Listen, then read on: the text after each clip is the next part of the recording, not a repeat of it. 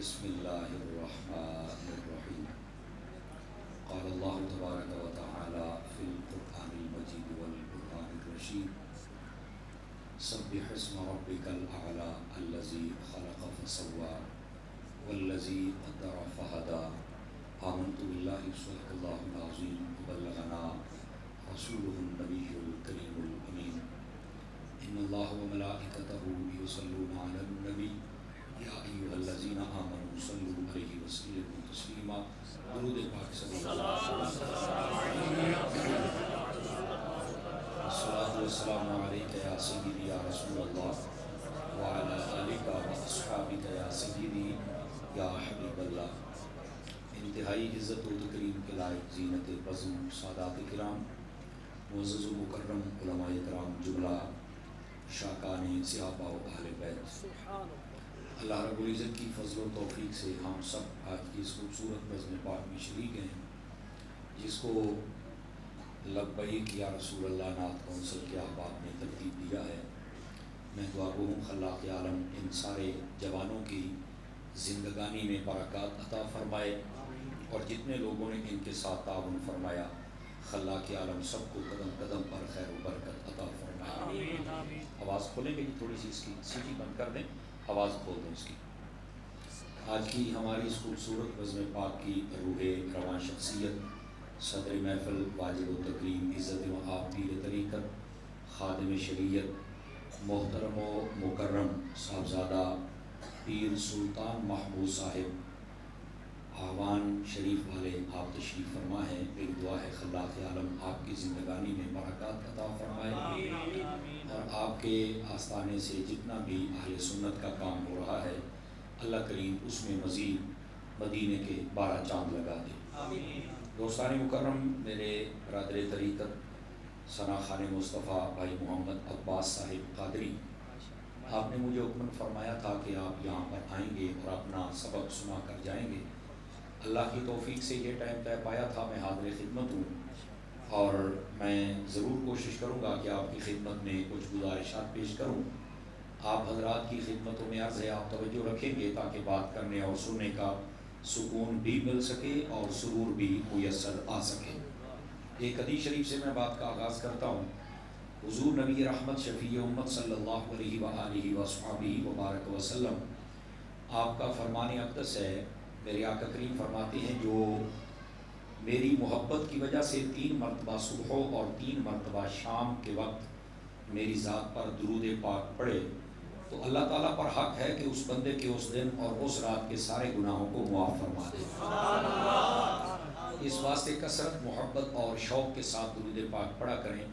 اللہ تعالیٰ ہم سب کو عمل کی توفیق عطا فرمائے۔ جو میں نے آیات طیبات پڑھی ہیں، آئیے ان کا سہارا لے کر بات کو آگے چلیں۔ اللہ رب العزت نے فرمایا سبح اسم ربک الاعلی، فرمایا اللہ کی تسبیح بیان کرو، پاکی بیان کرو، جو کہ بڑی بلند ذات کا مالک ہے۔ یہ قرآن مجید برہان رشید کا 30واں پارہ، اس کے اندر خلاق عالم نے سورۃ الاعلی کے اندر ابتدا میں ارشاد فرمایا سبح اسم ربک الاعلی، فرمایا کہ اس کی تسبیح بیان کرو جو سب سے بلند ذات کا مالک ہے۔ اور آگے فرمایا الذی خلق فسوی والذی قدر فہدی، فرمایا جس نے پیدا کیا تو بالکل ٹھیک پیدا فرمایا، اور پھر جو ہمارے لیے ہماری تقدیر میں تھا وہ اس نے اپنے علم سے جانا اور ہماری تقدیر میں لکھ دیا۔ یہ بڑی خاص باتیں ہوئی، اگر آپ توجہ کریں گے، کوئی مشکل مضمون نہیں ہے، بہت آسان سا مضمون ہے۔ اصل ہم اہل سنت کے لوگ عادی ہو گئے، سوکھیاں گلا سنن دے، وہ کانوں کا چسکا ہوتا ہے نا، ہم اس کو پورا کرتے ہیں، لیکن اپنے کانوں کو تھوڑا علمی چسکا بھی ڈال لیں تاکہ قرآن کا فیضان جو ہے نا وہ ہمارے کانوں کے ذریعے ہمارے دلوں تک اترے۔ اب ذرا اس بات کی طرف غور کریں، اللہ نے فرمایا کہ اپنے رب کی تسبیح بیان کرو جو بلند و بالا ذات کا مالک ہے، اور یہاں پر لفظ ہے سبح، اور یہ سبح یسبح و تسبیح، اس کا مطلب ہوتا ہے سبحان اللہ کہنا، یہ یاد رکھیں۔ کبر یکبر تکبیر، اس کا معنی ہوتا ہے اللہ اکبر کہنا۔ سمجھ آ رہی ہے میری بات کی؟ تو یہاں پر فرمایا کہ اپنے رب کی تسبیح بیان کرو لفظ سبحان کے ساتھ، یاد رکھ لیجیے تسبیح اللہ کی بہت ہے، جس نام سے بھی آپ کریں تو اس کی ایک الگ تاثیر ہے اور اس کا ایک الگ لطف ہے، لیکن یہ جو لفظ سبحان ہے نا، اس کے اندر اللہ تعالیٰ کی قدرت کی بہت ساری چیزیں ہیں جن کی طرف اشارہ ہوتا ہے۔ اب اس کا مطلب پتہ کیا ہے؟ سبحان کا معنی ہوتا ہے پاک۔ اللہ تعالیٰ کس چیز سے پاک ہے؟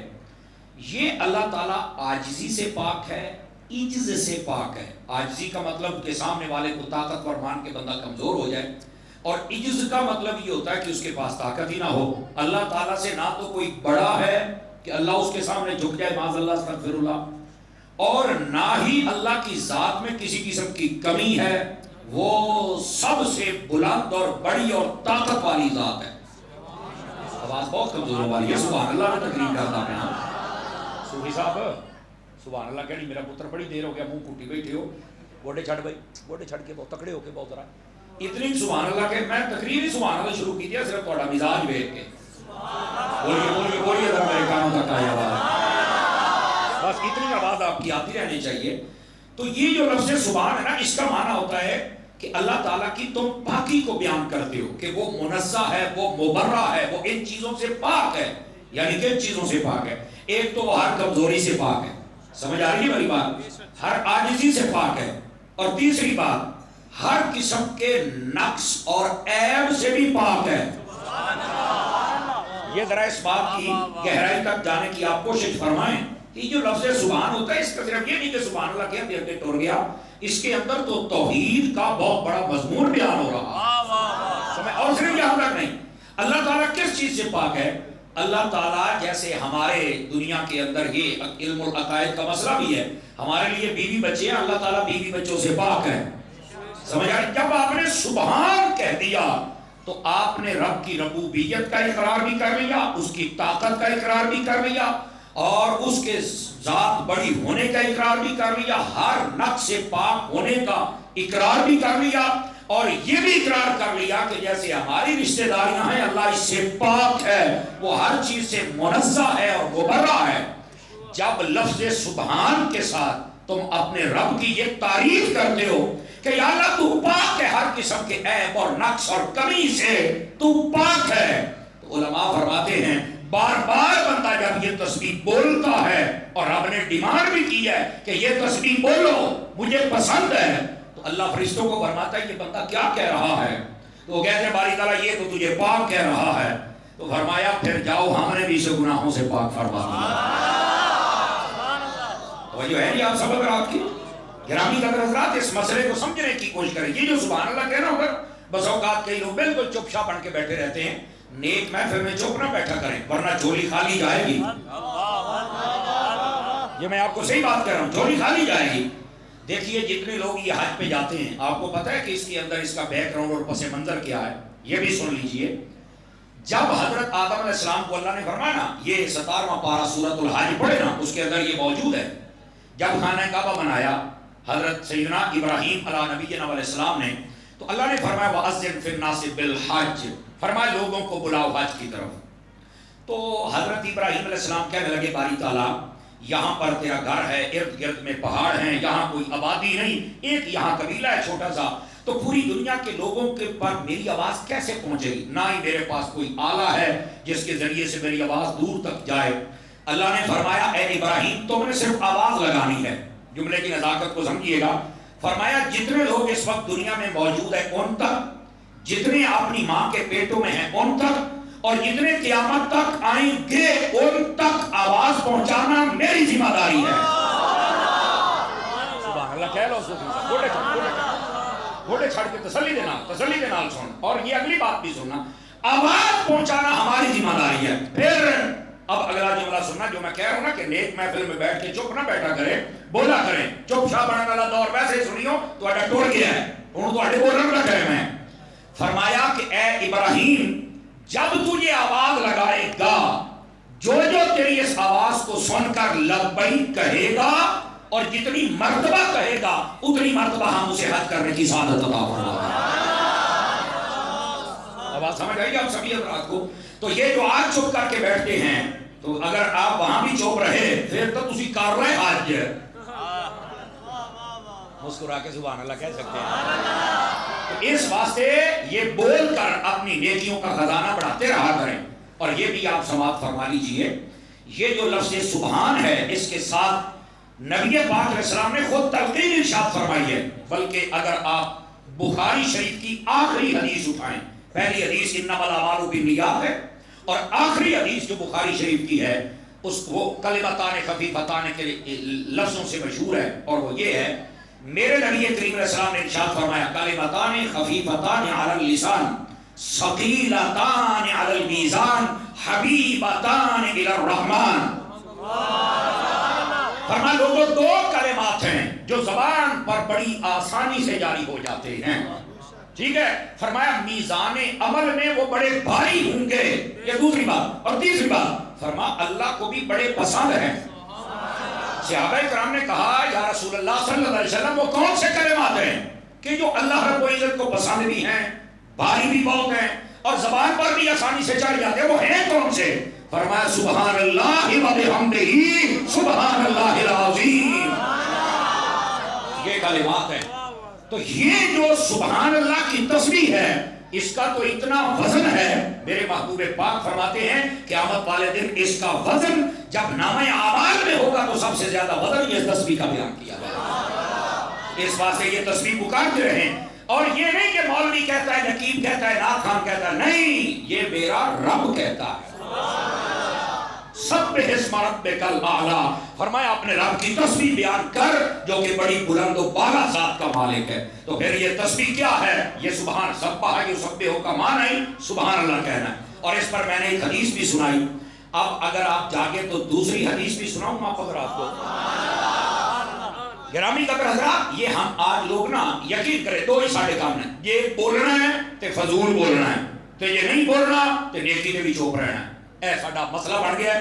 میرے مرشد کامل سیدی و سندی امیر اہل سنت حضرت علامہ پیر محمد الیاس اتار قادری دامت برکاتہ العالیہ مدنی چینل والے، آپ فرماتے ہیں فضول بولنے سے چپ رہنا بہتر ہے.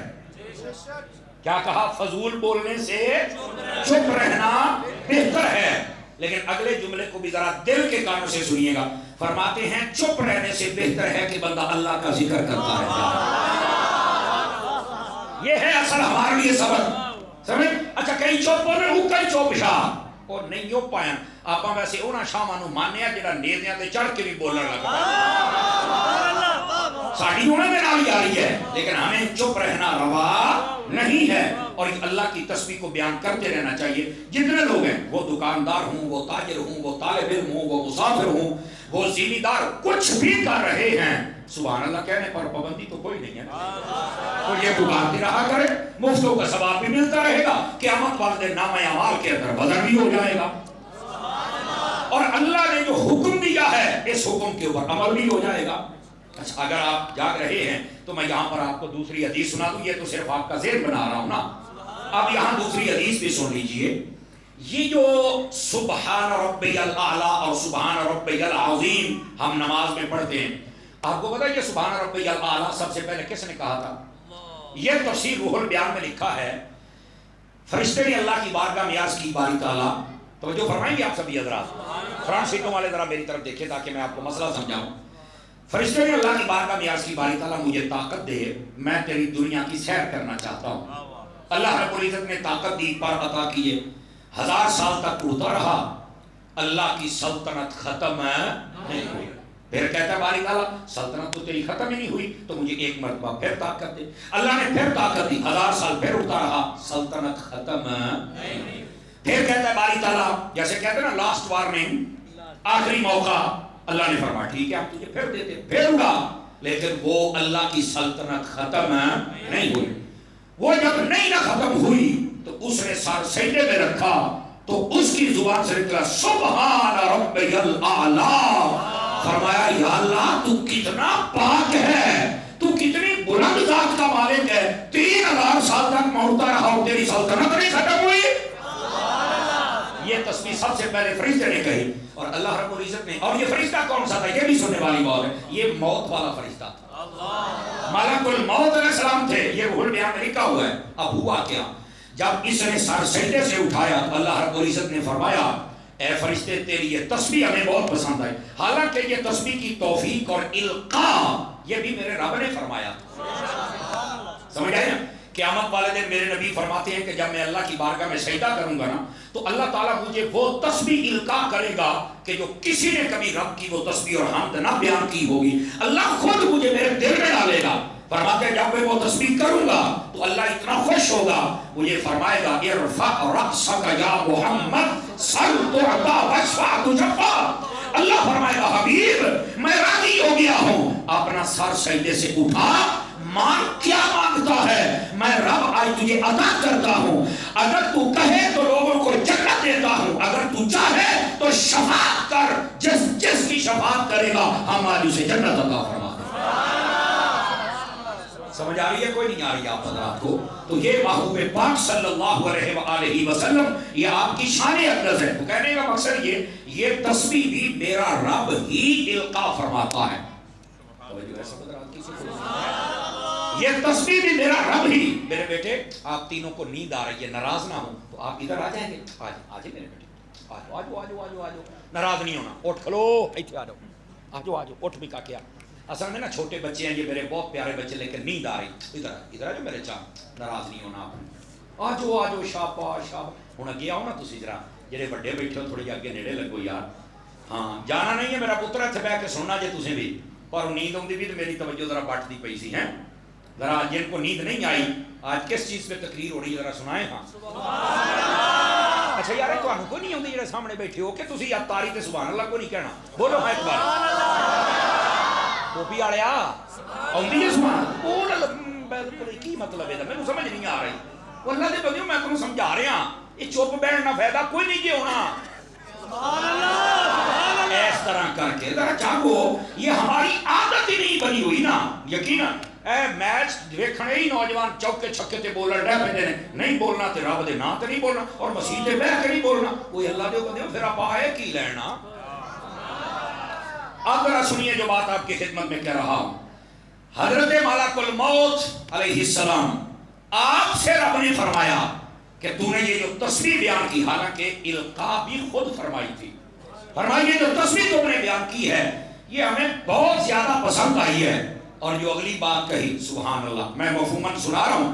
فرمایا کہ جب بھی کوئی یہ تسبیح کہے گا تو ہم اسے انعام عطا کریں گے.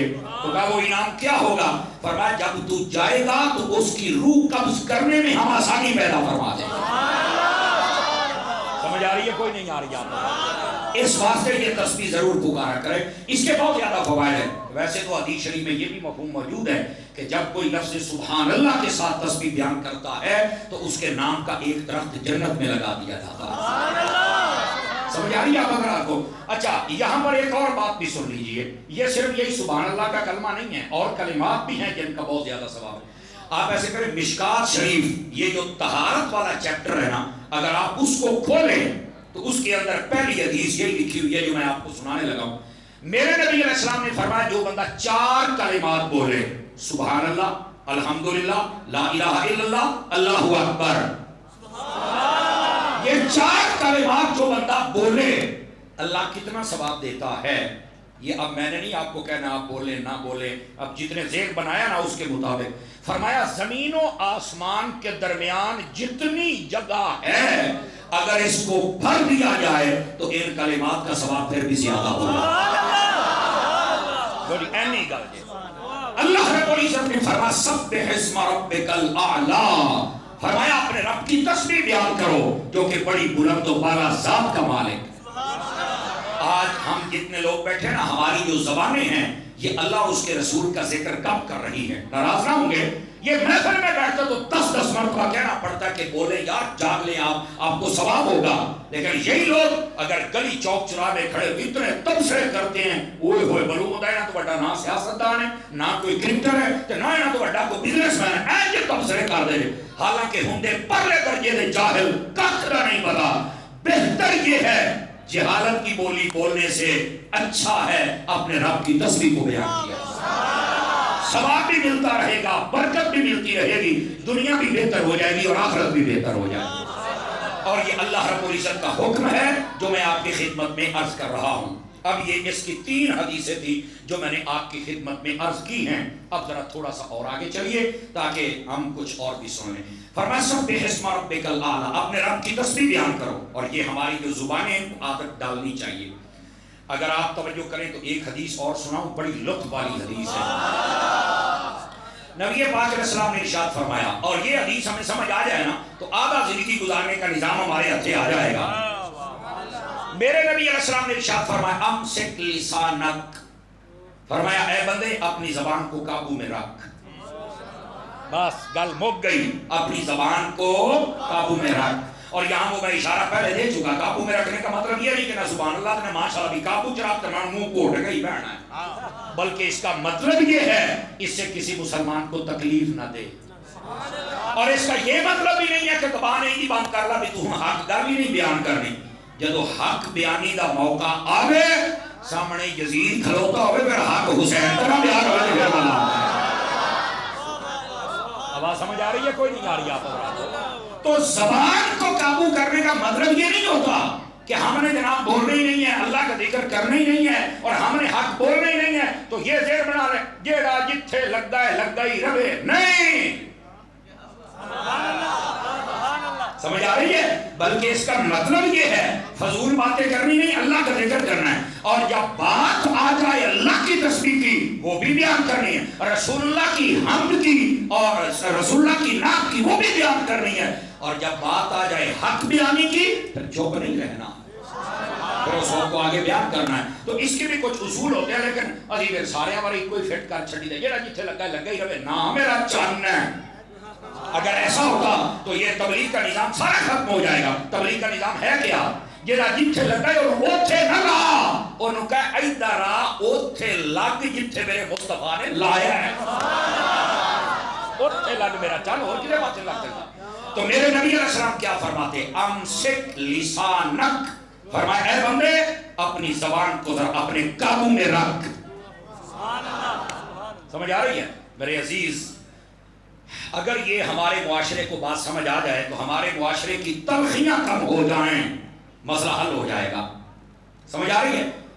زبان درازی میں اپنے بھائی کے ساتھ نہیں کر سکتا بلا وجہ، اصول ہو تو کر سکتا ہوں، اور اس کو زبان درازی نہیں کریں، اس کو حق بیانی کہیں گے. سمجھ آئے؟ لیکن آج لوگوں کی زبانیں لمبی ہو گئی. اور کی ہے میرا پتر ہے بس ٹھیک ہے، اب میری طرف دیکھیں آپ حضرات. اب یہ جو ہماری زبانیں ہیں یہ اتنی لمبی ہو چکی ہیں، کسی کی زبان صحابہ کرام تک پہنچ چکی ہے اور کسی کی اہل بیت تک پہنچ چکی ہے، اور کوئی جہنم میں بیٹھ کے کہتا ہے ولی کوئی شے نہیں. اب ایسے کمینوں کے بارے میں جب بولا جائے تو پھر چیختے ہیں. میں کیا پتر ہوں چیخنا ہوں سننا؟ تو صحابہ اور اہل بیت اور ولیوں کی دشمنی کرے تو تیرے واسطے جائز ہے، تو میں صرف کتے کو بٹا مارا تو پھر چیخ دے ہو. پھر چیخنے کا کیا مطلب ہے؟ ہوں میرا پتر حوصلہ کر رہا ہے، تسی بولنا ہے سبحان اللہ ہو، میری سنی بڑی قوم ہے، آپ نے جاگنا اس بات کو سمجھیے. اور یہی تو بات ہے کہ آپ کو یہ کام کرنا پڑے گا اور آپ کے یہ علم میں ہونا چاہیے. ہمارے یہاں جو تلخیاں بڑھتی ہے وہ بڑھتی تب ہے جب کوئی صحابہ کرام کے خلاف آپ کوئی بتا رہا ہے ابوبکر صدیق پر تہمتیں لگائے، اے نجی خلافت کھو رہی ہے، اے بھی پہلا خلیفہ نہیں ہے، اے بھی باغ فضل نہیں دیتا، فلانا نہیں دیتا. کیسی آ کے کوئی نہیں جی جڑا جتھے لگا لگا ہی رہا، کیوں لگا ہے؟ دلیل دینا ساتھ گل کر رہا ہے کیوں حضرت جی؟ اور اسی طرح کوئی بات کرے کہ حضرت علی کی یہ شان نہیں، یہ نہیں، یہ نہیں. آج کل حضرت علی کا نام سن کے بھی کئیوں کا منہ فٹے منہ بڑھ جاتا ہے نا، تو وہ بھی یزید کے نعرے لگانے کی کوشش کرتے ہیں. میں کہا تو یزید نو ابا نہ بنا، اسی کل بھی علی نے نوکر سی، اسی آج بھی علی نے نوکر.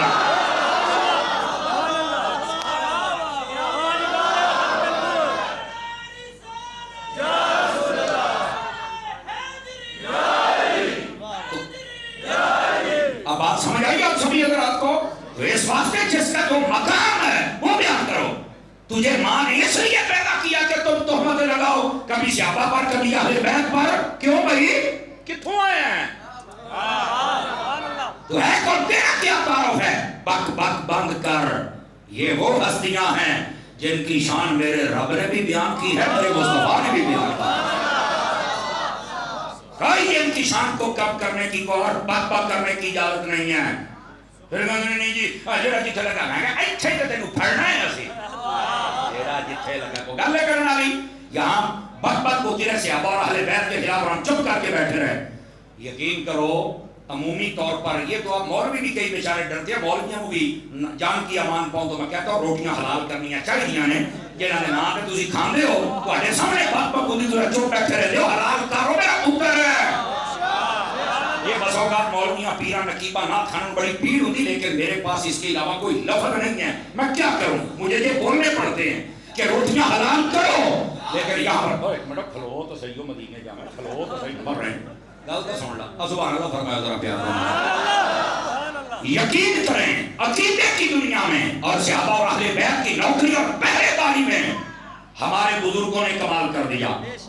سمجھ آ رہی ہے؟ آپ دیکھیں حضرت عطار کو، جب لوگوں نے حضرت ابوبکر عمر کے خلاف بک شروع کی، آپ نے کہا میرے سارے مبلغین نوٹ کریں اور جتنے مسلمان ہیں آج کے بعد جب گفتگو کریں تو لوگوں کو بتائیں، چھوٹے بچوں کو بھی بتائیں، ایسی جڑوں میں بات ڈال دیں اسلام کے پہلے خلیفہ ابوبکر صدیق، اسلام کے دوسرے خلیفہ عمر فاروق اعظم رضی اللہ عنہ، تیسرے خلیفہ حضرت عثمان غنی ہیں اور چوتھے خلیفہ مولا علی ہیں۔ آپ نے دیکھو کہ حکمت کے ساتھ کام کیا ہے، جن بچوں کو بھی یہ سکھا دیا اور حق بھی یہی ہے، پھر ظاہر سی بات ہے کون انہیں پٹڑی سے اتار سکے گا اللہ کے۔ اور دوسری بات جب لوگوں نے صحابہ کرام علیہ رضوان کے خلاف بک کی تو آپ نے ایک نعرہ دیا قرآن سے، فرمایا ہر صحابی نبی۔ کیا نعرہ ہے؟ اس میں جتنے بھی یتیم ہیں، جتنے مسکین ہیں، جتنے بھی دشمنان صحابہ ہیں وہ بھی ننگے ہو جاتے ہیں، سمجھ آئی؟ اور ہمارے سنیوں میں چھپے ہوئے سانپ، آواز کا کیوں حضرت جی؟ یہ جو میں نے بات کی ہے سب زیادہ سانپ ہو رہے، تو اس کا مطلب ہے میں جو بات کر رہا ہوں اس بات میں وزن ہے اور یہ سچ ہے۔ ہمارے سنیوں میں چھپے ہوئے کئی نیم رافضی وہ بھی کہتے نہیں یہ نعرہ نہ لگاؤ، فلاں جنتی نہیں فلانی نہ کیا، وہ نہیں ناتے تم ہی جنتی تم ہی فارغ ہیں۔ رسول اللہ کی اہل بیت بھی جنتی ہے، رسول اللہ کے سارے صحابہ بھی جنتی ہیں۔ یہ حضرت عطار نے دیکھو کیسا کام کیا ہے، صحابہ کرام کی ترتیب بھی دے دی، صحابہ کرام کی عزت میں پہرا بھی دے دیا، اور جب لفظ صحابی کہا جائے تو اہل بیت آٹومیٹک بیچ میں آ جاتے ہیں۔ اچھا جب بات آئی اہل بیت کی، آپ نے فرمایا مولا علی کے نام کی 2121 مسجدیں بنائیں گے جن کا نام ہی ہوگا فیضان مشکل کشا۔ اب لوگ یہ مشکل کشا پر بھی اعتراض کرتے ہیں، نہیں ہمیں سمجھ نہیں آتا، پر میں جنویں نام سمجھ نہیں آتا سانو وہ بندہ ہی سمجھ نہیں آتا۔ اللہ اللہ دے خیر صلاح۔ جب حضرت سیدہ خاتون جنت کی باری آئی تو فرمایا مسجد کا نام رکھو گا، کیا مسجد کا نام رکھنا ہے؟ فرمایا مسجد کا نام یا فاطمہ الزہرا رکھنا ہے یا فیضان خاتون جنت رکھنا ہے۔ ہاں اہل بیت کی نوکری جگہ جگہ پہ مسجد بنی ہوئی ہے۔ جب بات آ گئی حسنین کریمین کی، یہ پنجتن پاک ہے نا، اب دیکھ فرمایا مدرسے کا نام یا نام رکھو فیضان حسنین، یا رکھو فیضان حسن، یا رکھو فیضان حسین، سب کے نام کی مسجدیں چرچا ہو جائے، ہمارے شہنشاہوں کا ہمارا نام خود بخود زندہ ہو جائے۔ یہ ہے حضرت عطار ان کی تعلیمات۔ اچھا پھر جب ختم نبوت کے ڈاکو نکلے تو حضرت عطار نے کیا، آپ نے فرمایا جب بھی نبی پاک کا نام لینا ہے تو یہ کہنا ہے اللہ کے آخری نبی۔ کیا خوبصورت، یہ ہمارے بزرگوں نے یہ کام کیا ہے اور یہ کرنا بھی چاہیے۔ اچھا جب دوسری طرف آ جائیں، ہمارے بابا جی خادم حسین رضوی صاحب کو دیکھیں آپ، ختم نبوت پر آپ کا کام تو ڈھکا چھپا ہے ہی نہیں، لیکن اتنے عروج پر اور جب سیاسی جماعت بن چکی تھی تو وہاں پر سیاسی لوگ پتہ کیا کہتے ہیں، نہیں یار اسی ووٹ لینے دیں، اسی سارے کو نہیں جانا ہوتا ہے، اور نہیں یار چلو کوئی چھڈو پرے چھڈو پرے جی چھڈو پرے جی چھڈو پرے جی، ایسے رہتے ہیں۔ بابا جی منارے پاکستان تقریر کرتے پہ سن کہ آپ نے 2 دن پہلے پتہ لگا اب پنڈی دے چاندے کمینے مولوی نے اپنے آپ کو سنی کہہ رہے ہیں پر پرلے درجے دے بے غیرت ہیں، یہ کہہ رہے ہیں پرلے درجے دے بے غیرت، 4-5 پیر نے اور خنزیر نے، زندہ بندہ بول سکتا ہے، زندہ بندہ دوے دی چھٹی ہے، وہ اپنے یقین کریں بڑے بے غیرت قسم کے لوگ ہیں. میں سٹیج پہ بیٹھا ہوں میرا پاس نہیں چلتا نہیں تو میں نے دساں. اور یہ یاد رکھیں ان کے ساتھ اتنی عداوت رکھنا یہ بھی محبت مصطفیٰ کی دلیل ہے. اتنے کمینے لوگ ہیں اور 4-5 ان کے درباری مولوی ہیں وہ صحابہ کے بڑے مخالف ہیں اور بالخصوص حضرت ابو سفیان کے اور حضرت امیر معاویہ کے. 1400 سالوں سے امت نے فیصلہ کیا ہوا ہے جو ان کے خلاف بولے وہ جہنم کے کتوں میں سے ایک کتا ہے. بول لو 5 کلو کا سر ہلائی جاتے ہو. سمجھ آ رہی ہے؟ اب ہوا کیا جب لوگوں نے بک بک شروع کی نا توجہ ہے جی سب اگر آپ کی تو بابا جی خادم حسین رضوی صاحب آپ تے صدقے جاواں یقین کرو اے نہیں دیکھے میری سیاسی جماعت ہے کوئی ووٹ دے گا نہیں دے گا کی بنے گا. آپ نے میرائے پاکستان تے بیٹھ گیا کہ اے شہبے کرام نو بھونکن والے ہو تہاڈیاں تحقیقاں نہ مروڑ کے سٹ دیاں گا کھماں دے وچ. رہ گئی گل تساں بھونک دے ہو. آپ نے کوئی جملہ بولیا در در کتے ہو مال کر نہیں پہ گئے ہو. سمجھ آئیے کوئی نہیں آئی آپ حضرات. یہ ہوتی ہے بات یہ ہے حق بات. آپ جتنے بیٹھے ہیں آپ مجھے بتائیں جتنے آپ بیٹھے ہیں ہم نبی پاک کے کسی صحابی کے خلاف بول سکتے ہیں؟ آپ کھڑے کر کے بتاؤ مجھے. نہیں بول سکتے. آپ بتائیں نبی پاک علیہ السلام کی اہل بیت کے کسی فرد کے خلاف ہم بول سکتے ہیں؟ تو پھر جو بولتے ہیں ان کے پاس بیٹھتے کیوں؟ ان کے ساتھ یاری کیوں لگاتے ہو؟ ان کو لگام کیوں نہیں ڈالتے ہو؟ ان کو یہ کیوں نہیں بتاتے کہ آج تو بات نہ بولنی نہیں کہ ممتاز قادری کو اور بھی جام سکتے ہیں. اگر آپ اتنی جرأت پیدا کریں زمانے کے کسی چوڑے کی جرأت نہیں ہے کہ وہ نبی پاک کے صحابہ اور اہل بیت یا اللہ کے ولیوں کے خلاف بات کریں. ہم سب مسلمان ہیں. ہم کون ہیں؟